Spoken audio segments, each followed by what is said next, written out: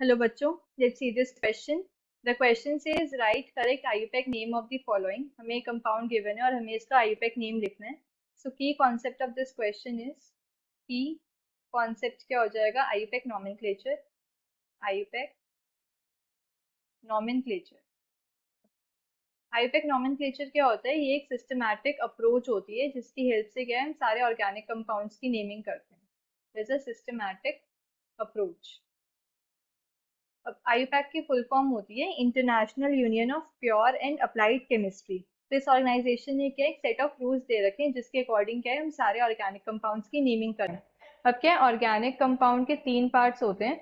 एक होता है प्रीफिक्स, देन आता है हमारा वर्ड रूट एंड देन आता है हमारा suffix.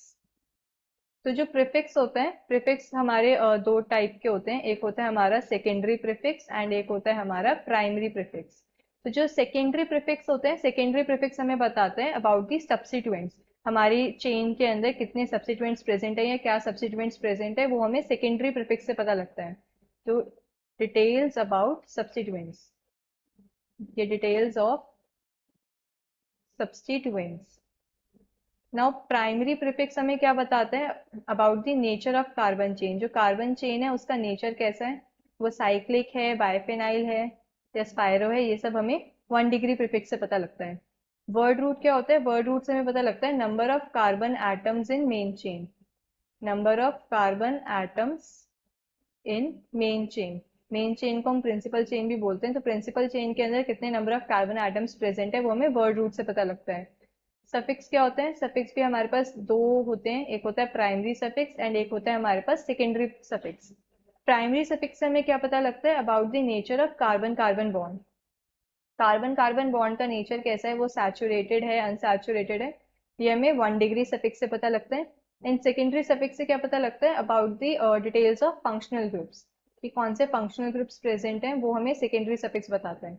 Details of functional groups. तो अगर अब मैं ये गिवन स्ट्रक्चर ड्रॉ करूं, गिवन स्ट्रक्चर क्या है मेरे पास, गिवन स्ट्रक्चर इज ये एक साइक्लोब्यूटेन है और यहाँ पे ये एक अल्काइल ग्रुप प्रेजेंट है. तो इसके अंदर अब हमें मेन चेन सेलेक्ट करनी है. मेन चेन जो होती है उसमें हम रिंग को प्रायोरिटी देते हैं. तो 1 2 3 4 रिंग को हम ज्यादा प्रायोरिटी देते हैं एज कम्पेयर टू हाइड्रोकार्बन जो उससे अटैच्ड होता है, ये साइड चेन की तरह एक्ट करेगी.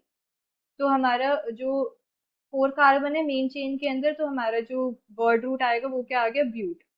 एंड ये क्या सैचुरेटेड कंपाउंड है, इसके अंदर कोई भी double bond triple bond present नहीं है. तो जो प्राइमरी प्रीफिक्स है वो आ जाएगा एन, लाइक अल्केन, तो ये हो गया ब्यूटेन. अब हम प्राइमरी सफिक्स की बात करें, प्राइमरी सफिक्स ठीक है साइक्लिक रिंग है तो ये आ जाएगा cyclo, like cyclobutane. Primary suffix क्या आ गया मेरे पास, साइक्लो. अब मेरे पास जो सेकेंडरी सफिक्स है, जो ये मेरे पास ये सब्स्टिट्यूएंट प्रेजेंट है, ये क्या है, ये प्रोपाइल ग्रुप प्रेजेंट है और फर्स्ट पोजीशन पे प्रेजेंट है. तो मैं लिखूंगी 1 प्रोपाइल साइक्लोब्यूटेन. से ये हो गया मेरा IUPAC name of the given compound. Hope you understood this well. Best of luck.